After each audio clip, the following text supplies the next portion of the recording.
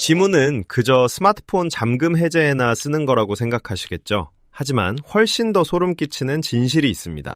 당신에게 이름이 생기기 전, 국적이 생기기 전, 첫 숨을 내쉬기 전, 손가락 끝에 아주 작은 융선들은 이미 어머니의 뱃속에서 쓰이기 시작했습니다. 그리고 한번 형성되면 거의 평생 당신과 함께합니다. 이것이 바로 한 세기가 넘도록 수사관들이 사람을 추적하는데 지문을 사용해온 이유입니다. 하지만 더 무서운 질문은 이겁니다. 지문이 이토록 안정적이라면 과연 당신을 식별하는 데만 사용될까요? 아니면 당신보다 먼저 온 사람들의 희미한 메아리를 간직하고 있는 걸까요? 지문의 세계는 수백만 개의 서로 다른 유형으로 시작하지 않습니다. 3개의 큰 갈래로 시작되죠. 궁상문, 재상문, 그리고 와상문, 3가지 형태, 3가지 길, 인류가 손에 지니고 다니는 3가지 생체 지도입니다. 1. 어둠 속에서 쓰인 지도. 가장 먼저 이해해야 할 것은 지문이 당신이 태어난 후에 무작위로 나타나는 것이 아니라는 점입니다. 지문은 임신 3개월경부터 발달하기 시작해 6개월경에 완성됩니다. 융선의 전체적인 형태는 유전적 요인의 영향을 받지만 세부적인 특징들은 자궁 내 환경에 의해 만들어집니다. 바로 이 때문에 DNA가 동일한 일란성 쌍둥이조차도 지문이 똑같지 않습니다. 다시 말해, 지문은 유전자와 환경이 처음 만나는 곳입니다. 유전적 메아리를 담을 만큼 가족적이면서도 당신을 복제 불가능한 개체로 만들 만큼 개인적이기도 하죠. 그래서 지문이 그토록 뇌리에서 떠나지 않는 겁니다. 완전히 운명도 완전히 우연도 아니기 때문이죠. 2. 궁상문, 개척자의 흔적. 궁상문, 가장 단순한 형태의 지문입니다. 융선이 한쪽에서 들어와 중앙에서 낮은 파도처럼 솟아올랐다가 반대쪽으로 나갑니다. 이 유형에는 2가지 기본 변형이 있습니다. 보통 궁상문과 텐트형 궁상문인데 텐트형은 중앙 부분이 더 높고 가파르게 솟아 있습니다. 직선적이고 간결하며 닫힌 미로가 없기 때문에 궁상문은 오랫동안 직설적인 이미지와 연결되어 왔습니다. 현실적이고 돌려 말하지 않으며 반응이 빠르고 복잡한 심리 게임을 좋아하지 않는 사람이죠. 하지만 잠시 멈춰보죠. 이건 영상에 쓰기 좋은 상징적인 표현일 뿐 성격에 대한 과학적 판결은 아닙니다. 더 흥미로운 점은 다른 데 있습니다. 인류학과 법의학에서는 기본 패턴, 융선 밀도, 형태학적 지수와 같은 특징을 이용해 여러 인구 집단 간의 차이를 연구해 왔습니다. 이는 궁상문이 조상의 그림의 아주 작은 일부일 수 있다는 의미입니다. 하지만 생체 여건은 아닙니다. 궁상문이 있는 손가락 하나만으로 당신이 어떤 산맥에서 왔는지, 어떤 민족인지, 혹은 어떤 전사의 피를 가졌는지 알 수는 없습니다. 그것은 잃어버린 도시 전체가 아닌 고고학적 도자기 조각일 뿐입니다. 3. 재상문, 귀환자의 흔적. 궁상문이 세상을 가로지르는 직선이라면 재상문은 나아갔다가 되돌아오는 길입니다. 재상문은 나아갔다가 되돌아오는 길입니다. 재상문 법의학적 분류에 따르면 재상문은 하나 이상의 융선이 손가락 한쪽에서 들어와 구부러지며 삼각주와 중심점의 가상선을 건드리거나 지나간 후 들어왔던 같은 쪽으로 나가는 유형입니다. 이 유형은 항상 최소 하나의 삼각주를 가집니다. 몇몇 인구조사에서 가장 흔하게 나타나는 유형이라 많은 사람들을 놀라게 하죠. 북인도의 2 인구 집단에 대한 연구에서 재상문은 가장 흔한 유형이었고 그 뒤를 와상문, 복합문, 궁상문이 이었습니다. 인류 대다수의 얼굴이라는 느낌을 주는 형태가 있다면 재상문이 가장 유력한 후보일 겁니다. 그래서 재상문은 종종 적응의 흔적으로 이야기됩니다. 나아갔다가 돌아오는 것, 시험해보고 수정하는 것. 모험을 하되 출발점과의 연결을 완전히 끊지는 않는 것이죠. 이 이미지로 멋진 글을 쓸 수 있습니다. 재상문이 많은 사람이 적응사라는 종족의 후손이라고 단정할 순 없지만 재상문은 인류의 유연한 삶의 리듬에 대한 강력한 은유를 제시합니다. 이것은 우회로의 지문이며 부러지지 않기 위해 부드러워지는 것, 정면 대결이 아닌 적응으로 생존하는 것의 지문입니다. 하지만 법의학자들이 항상 기억하는 것을 기억하세요. 재상문 하나만으로는 당신이 누구인지 말할 수 없습니다.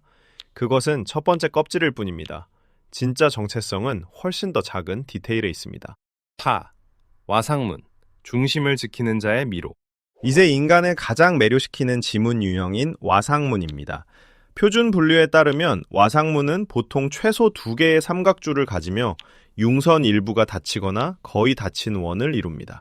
와상문 계열 안에는 평와상문, 중앙낭 낭제상문, 이중제상문, 심지어 변태문까지 다양한 하위 유형이 있습니다. 마치 아주 작은 생체 미로가 스스로를 휘감고 있는 듯한 구조들이죠. 와상문이 왜 항상 내면, 중심적인 매력, 강한 자아 또는 다층적인 정신과 같은 개념과 연결되는지 이해하기 어렵지 않습니다. 보기만 해도 무언가를 숨기고 있는 듯한 느낌을 주죠. 그리고 바로 이 폐쇄적인 모습 때문에 수많은 대중적인 성격 분석 시스템이 여기에 매달립니다. 하지만 가장 흥미로운 과학적 사실은 다른 곳에 있습니다. 연구자들은 융선 밀도나 패턴 강도와 같은 지표를 사용해 인구 집단, 성별, 그리고 집단 간의 변이를 비교합니다. 이 때문에 와상문은 인구 연구나 초기 버브약적 스크리닝에서 유용한 신호가 됩니다. 하지만 엄지손가락의 아름다운 와상문 하나만으로 당신의 조상의 고향을 밝혀낼 수는 없습니다. 그것은 패턴을 보여줄 뿐 정체성을 자백하지는 않습니다. 5. 가족은 당신의 손가락 끝에 나타날까요? 여기서부터 정말 흥미로워집니다. 만약 지문이 유전자의 영향을 받는다면 친형제는 남보다 더 닮았을까요? 답은 어느 정도는 그렇다입니다.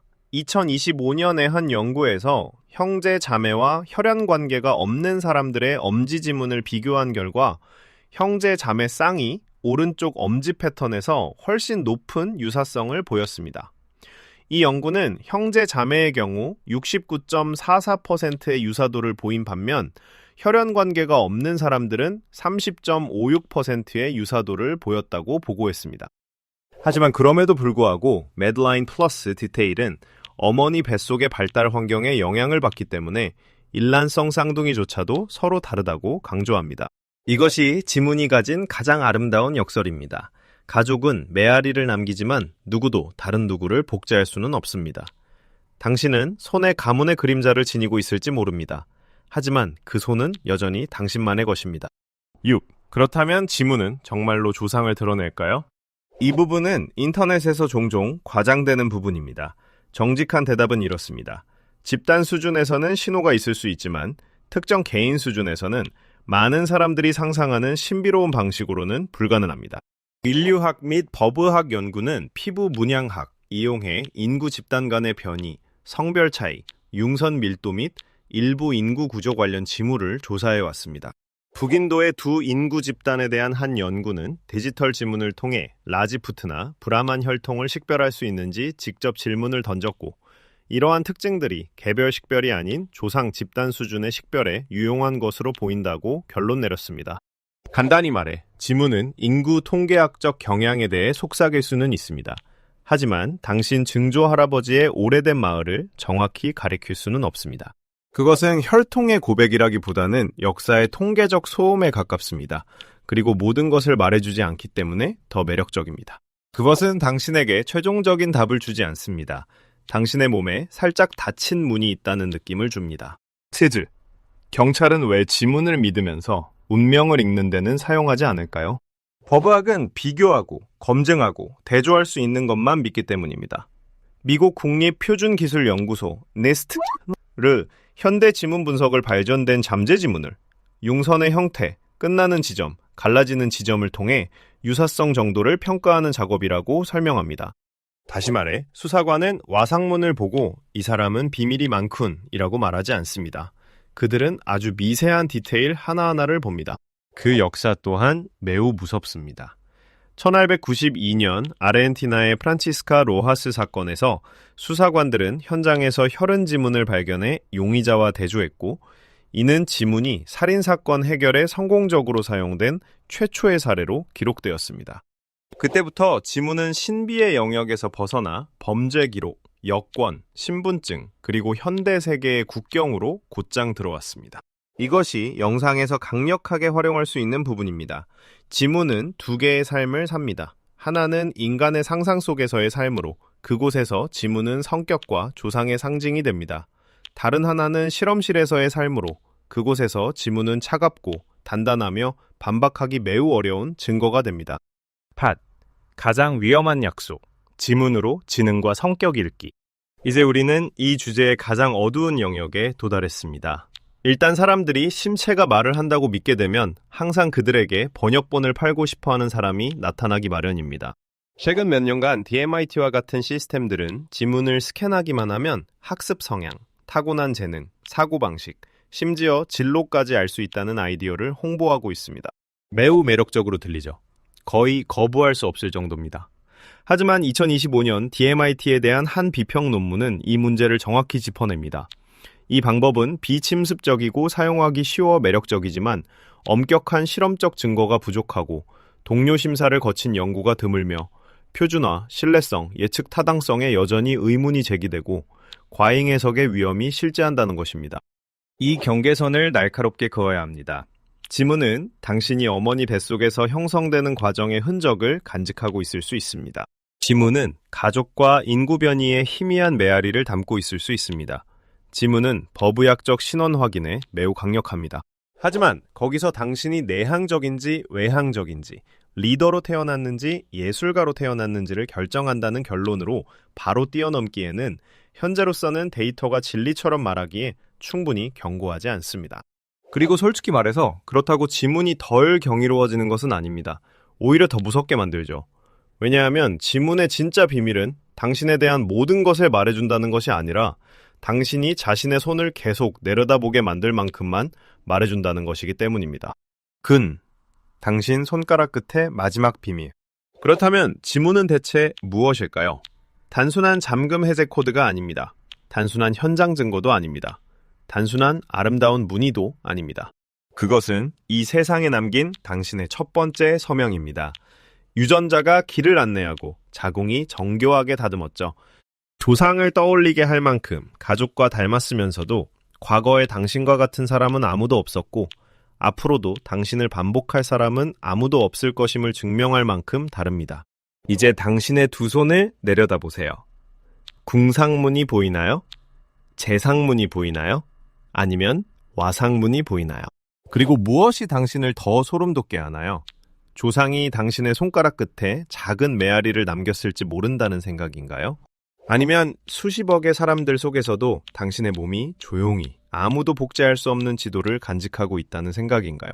댓글로 여러분에게 가장 많은 지문 유형을 적어주세요. 그리고 제가 희귀하고 특이한 지문 유형에 대한 2부를 만들기를 원하시는지 아니면 경찰이 현장에서 지문을 실제로 어떻게 감식하는지에 대한 내용을 다루기를 원하시는지도 알려주세요.